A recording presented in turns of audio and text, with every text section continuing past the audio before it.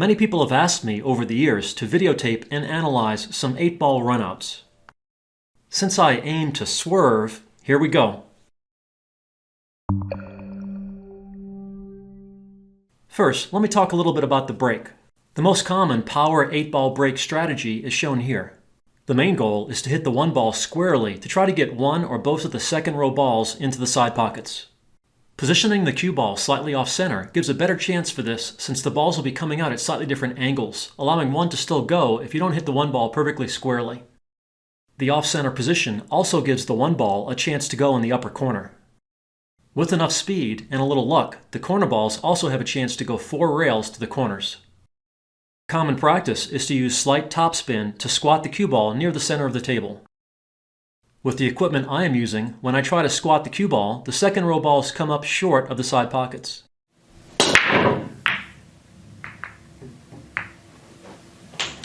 The same thing happens at slower speed also.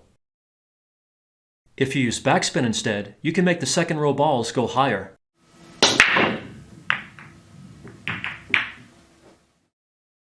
Again, this also happens at slower speed.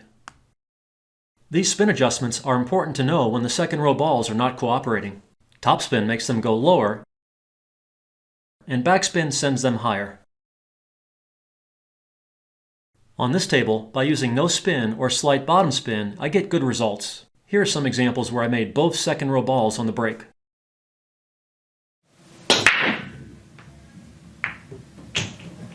With a square hit at the right speed, if nothing else gets in the way, the cue ball can end up close to the center of the table where you usually have the most options after the break.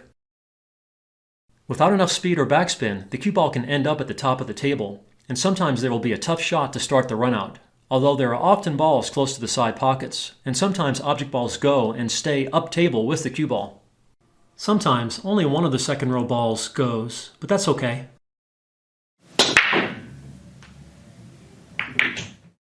And sometimes the corner balls kiss off the second row balls and go in the corners.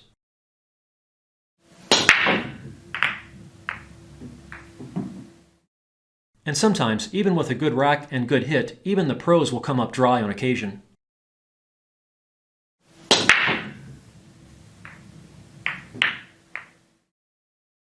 See the resource page and the video encyclopedia of 8-ball linked in the video description for much more information about racking and breaking strategy.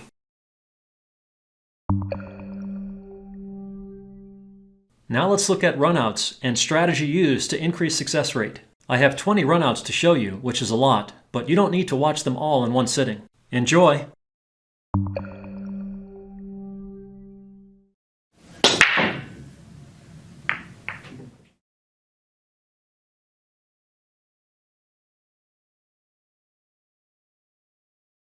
I recommend you pause the video after each break and periodically during the runouts to ask yourself how you would approach the table layout. That's a good way to learn and to see how your approach might differ from mine. Your approach might be better, especially for you as an individual, based on your strengths and weaknesses. If you can think of better shot selections, position plays, or runout patterns, please share them in the comments. Be sure to list the minute, second timestamps and describe what you would do instead. It is interesting and sometimes instructive to see how different people approach the game. Here, the 6 doesn't have a pocket, the 8 is surrounded by stripes, and every stripe has a pocket, so stripes are the clear best choice. The only difficult ball is the 13, so I want to deal with that as soon as possible. The 11 is a good key ball for the 8, so I decide to leave that for last. I decide to start with the 10, which isn't an easy shot, but I am confident to make it. With slight draw, I can head toward the 8. If I bump the 8, I might get a look at the 13, and if I don't, moving the 8 will make it easier to get to the 13 later. And if I bump the 13, it might end up in a better place, and I can shoot the 9 or 15 next. So it is tough for this shot to go wrong, unless I bump something to a bad place, but I don't plan to use that much speed. It is smart choices like this that can dramatically improve your chances for running out. I decide to aim right between the balls to get a good look at the 13, and I hit it very well.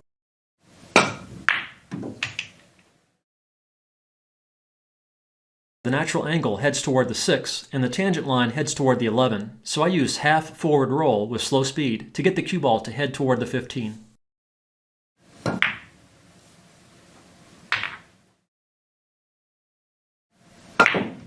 Now I have an easy road map through the 9, 12, 11, and 8.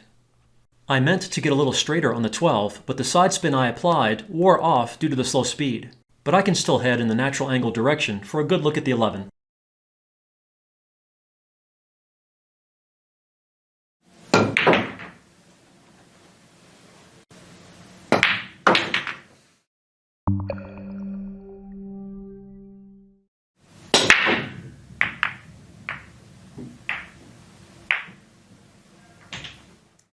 The 5 and 6 are problems for solids, and the stripes are wide open. The only slight problem is the 11, with the solids blocking access some.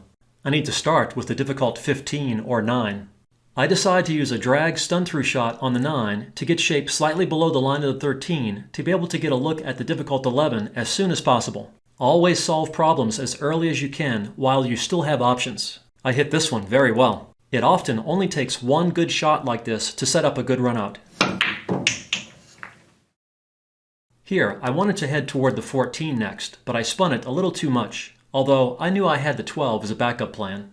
Here, there is a slight angle, so a draw shot heads to the edge of the 1, but that's fine.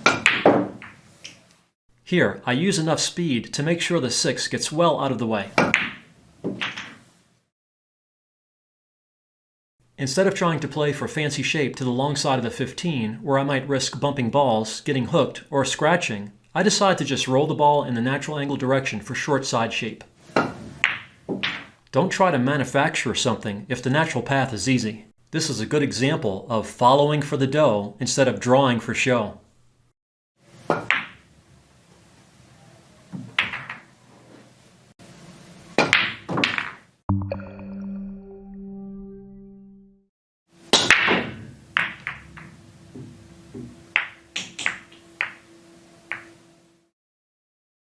The 5 doesn't go, and the stripes have no issues, so the choice is clear. The 14 is the only slight problem, so I decide to get on it as soon as possible by drawing off the 12 into the line of the 9 for a stop shot to the 14. I could hold for the 13 in the corner, but I decide to draw a little toward the 8 where I can shoot the 12 or 13 depending on where the cue ball ends up. Either ball can serve as the key ball for the 8. I hit that a little soft and lost more backspin than I expected. This isn't where I wanted to end up, but always be open-minded to changes to your plan. Here, the 13 is straight into the upper corner, and I can roll forward for a good look at the 12 key ball for the 8 in the side.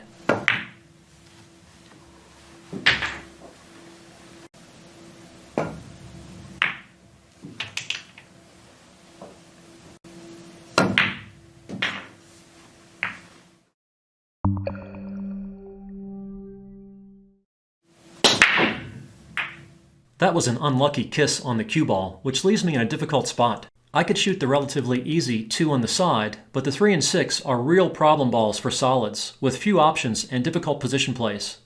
I decide instead to take the long, tough shot at the 14-9 combo. With the 9 so close to the pocket, the combo really isn't any more difficult than pocketing the 14 directly, although it is still a tough and risky starting shot. I wouldn't shoot this unless I felt really good about it in the moment, but I did. Here, I'm using the cue to visualize the ghost ball position and required line of aim carefully. And now I am focusing on being very still and using good stroke fundamentals. I knew I would have a shot at the 14 next, and now I should have the run out. Here, I am using outside draw to go between the 3 and 8. I brought that back at a steeper angle than I thought was possible and hit the 3 unexpectedly. I wish I could bring the cue ball back at an angle like that when I really need it. Anyway, I still have a shot and the out. Here, I get a little unlucky and end up shooting over the 1, but I make it work. That was a good shot to get back in line. In some racks, you just need to focus on your fundamentals and keep grinding away. Here, instead of getting fancy, I decide to just roll forward slowly in the natural angle direction for easy short side shape on the 8. I could have also played for the side along the same line.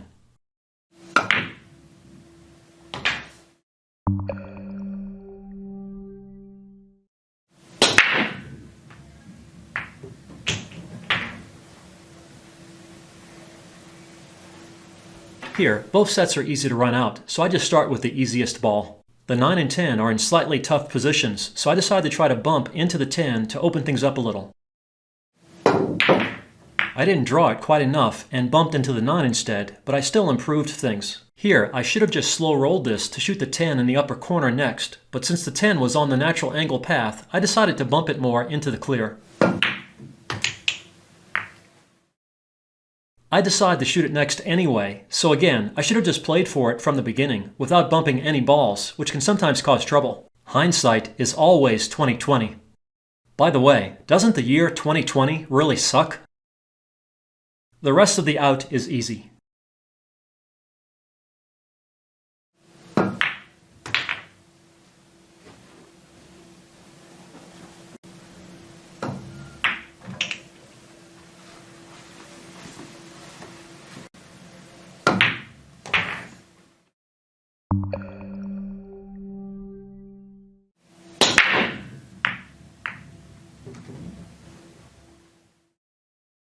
Here, the 11 in the side is easy with good position to the 14 or 15.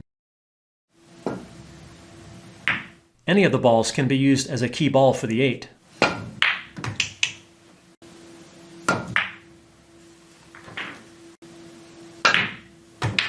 I meant to draw this to the rail and out for a straighter shot at the 9, but I tensed up my grip slightly and I got a partial miscue.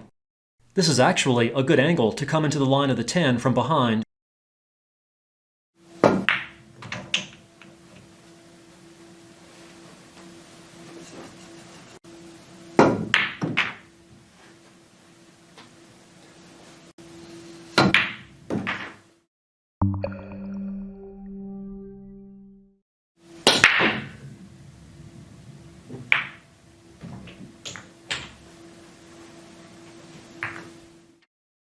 Both sets are runnable here. I picked stripes and hit a good stun-through drag shot on the 10 in the side.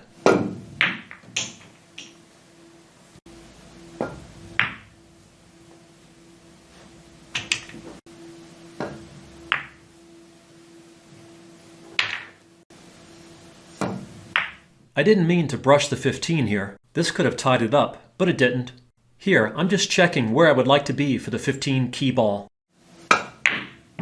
I overdrew that a bit, but I'm still good. I drew that one quicker than I thought was possible and almost took myself, but I still have the 8 for the win.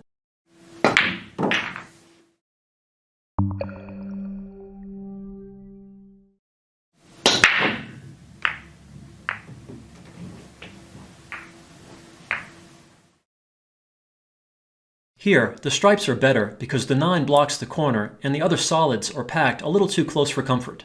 The 9 blocks the 13, so I decide to clear it right away. The 12 and 14 are both good key balls for the 8. I decide to use the 12 for the 8 in the side. Here, I need to leave an angle on the 13, but I don't want to end up shooting over the 3. That was perfect. Now I'm visualizing exactly where I want to be for the 12. That was a good shot, making the win easy.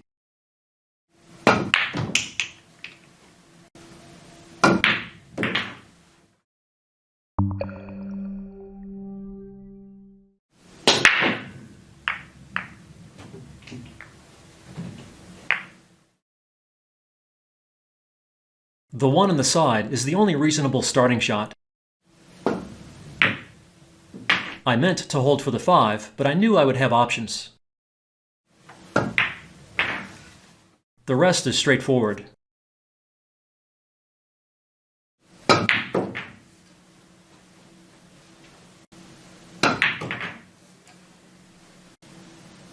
Here, I left a perfect angle to draw into the 8 for the 5.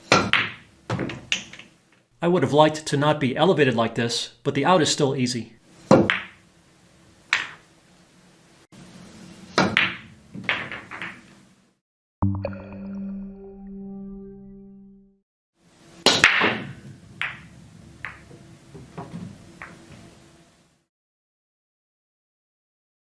Both sets are easily runnable here. I decide to start with the easy 3, clearing the balls in groupings.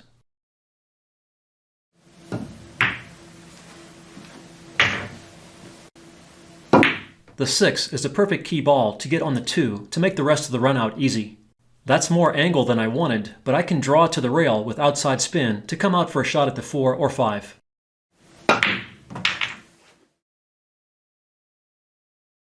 Here, I'm just looking at exactly where I want to be on the 5 to avoid the 9 on the way out to the 8. I did a good job minimizing cue ball motion on the last 2 solids to get the wind.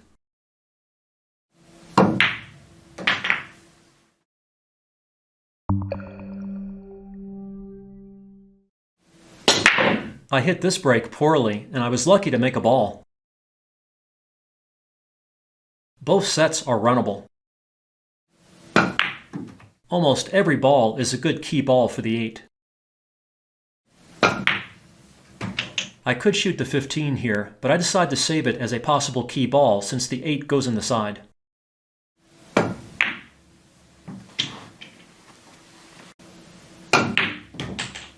I was trying to lead the 11 a little straighter, but the natural angle gives me an easy path off the cushion to the 15.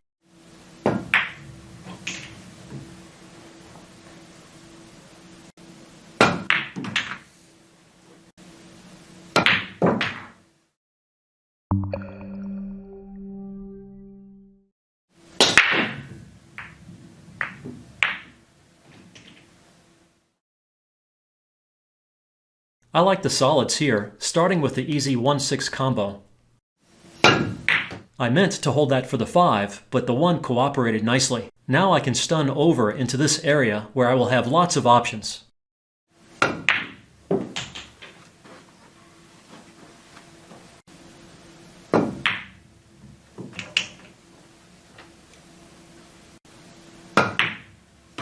I wanted to lead the 5 straighter. Now I need to work a little to get the out.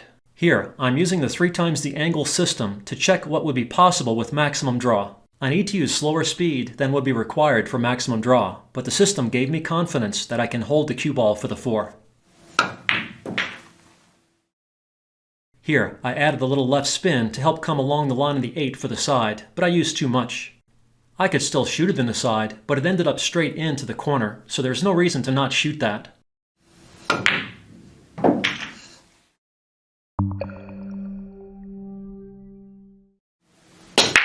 I lose the cue ball on this break and leave a really tough starting shot. The 4 and 6 are both problem balls, so I decide to cut the 15 in the side using the 4 to hold for the 10. The 14 is a problem ball. I could break it out with a shot at the 9, but I decide to kiss the 11 off the 14 since the natural kiss angle goes into the heart of the side. Here, I'm carefully visualizing the required shot line. As planned, I left it fairly straight from the previous shot. It appears that the cue ball will hit the 9, but that's okay. I just need to use enough speed to make sure the 14 comes out enough for a shot in the side or corner next. Luckily, the 9 still has good access.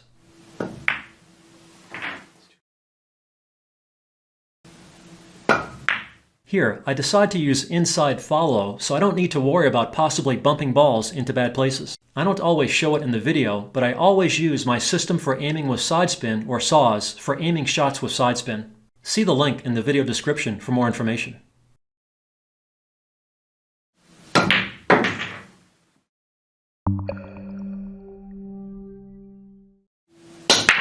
I hit this break really well, but get an unlucky kiss on the cue ball and leave some clusters. Solids are terrible with the 3-5 cluster and with limited options on the 1 and 6. I decide to start with the 15 and try to leave an angle on the 11 to head into the 8-ball cluster. I went a little too far, so I decide to leave an angle on the 12 for the cluster break. I am trying to bump the 8 squarely and softly to free it up and leave a shot at the 9 without moving the solids too much, where they might cause trouble.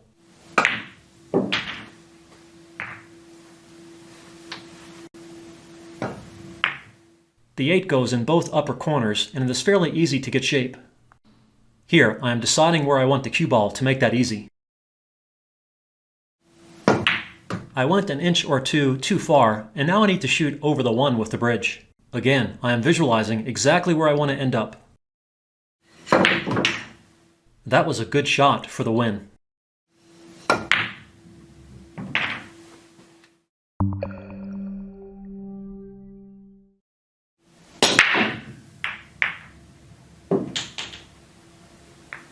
The 3-6 cluster is a problem, so I decide to go with stripes. I start with the grouping at the top of the table and use the 9 as a transition ball.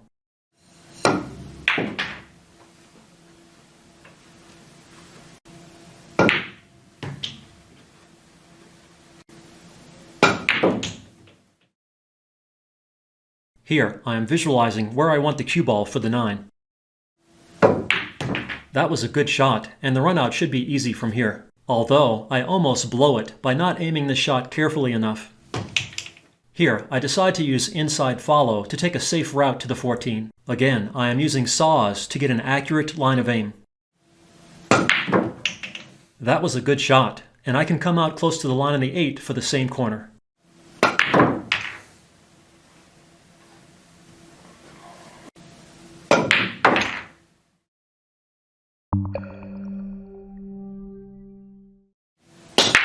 The remainder of the racks were dry breaks, where I decided to go for the table run as my opponent. Here, I decide to stun through the gap for a good start.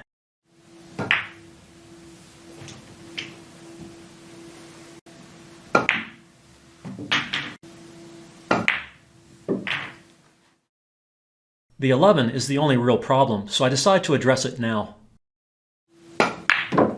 I'm a little close to the 8, but that was a good shot.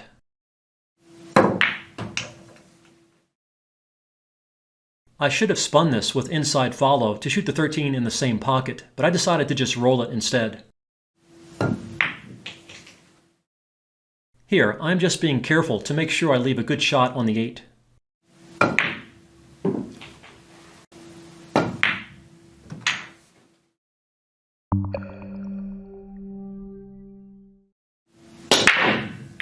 I was a little unlucky to not make a ball on this break because I hit it well. I don't have an easy shot at a solid here, and I don't like how close the 3, 4, and 6 are, so I decide to shoot stripes, even though I need to start with the long 13. Luckily, the 15 will carom toward the other corner. Now the out is fairly easy, although the 9 is a little tough.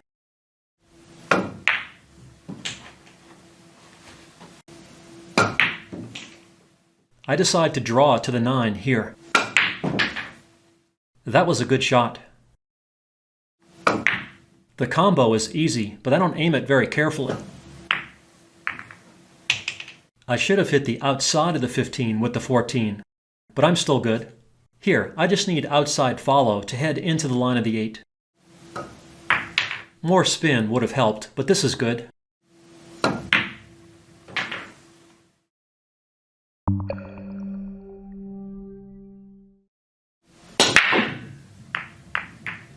Again, I hit this break well, but don't make a ball. The 5 and 6 are a little tied up, so I decide to start with the easy 10. I plan to use the 15 as the key ball for the 8 in the side. Here, I decide to go 3 rails to the 9. I want to stay on the inside of the 9 ball line to be able to get to the 14 next, but I underhit it a little. I still have the 9, but I need to go across the table for the 14 next. That was a good shot. I hit this ball too thin and bump the 8 and go a little too far. The line isn't good to draw for the 15, so I decide to follow forward off the end rail. Here, I decide to stun forward slightly to get perfect, but I probably should have just hit a stop shot to be safer.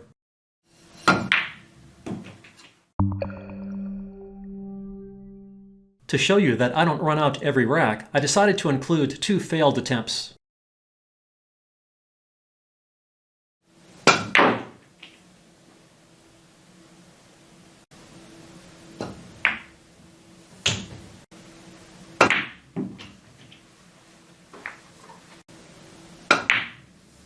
I play this rack well until I draw and spin this ball too much and snooker myself.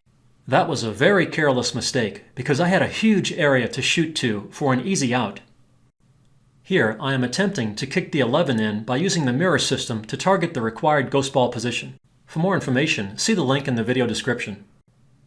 Because I need to hold for the 14, I need to use slow speed.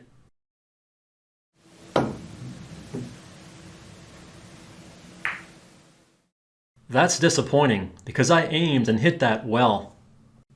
I guess you can't win them all, although this would have been a heartbreaker in a league or tournament match, mostly because of the bad leave that led to the desperation kick shot. Lesson learned: don't spin and draw the ball so much when there is a huge area to shoot for. Here's the last rack.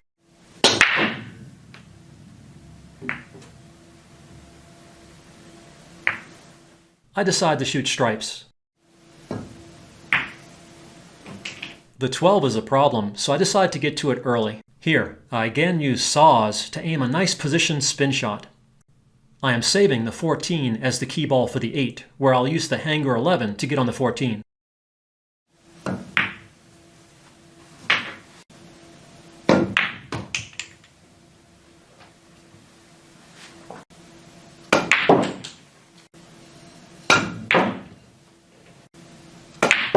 Everything looked great until I took the straight-in 8 for granted. Don't do this. And if it does happen, be sure to practice the shot to diagnose the error and to show yourself that there is no need to miss shots like this again in the future. Give every shot the attention and focus it deserves, especially a long shot at the 8 for the win, even if it is straight in.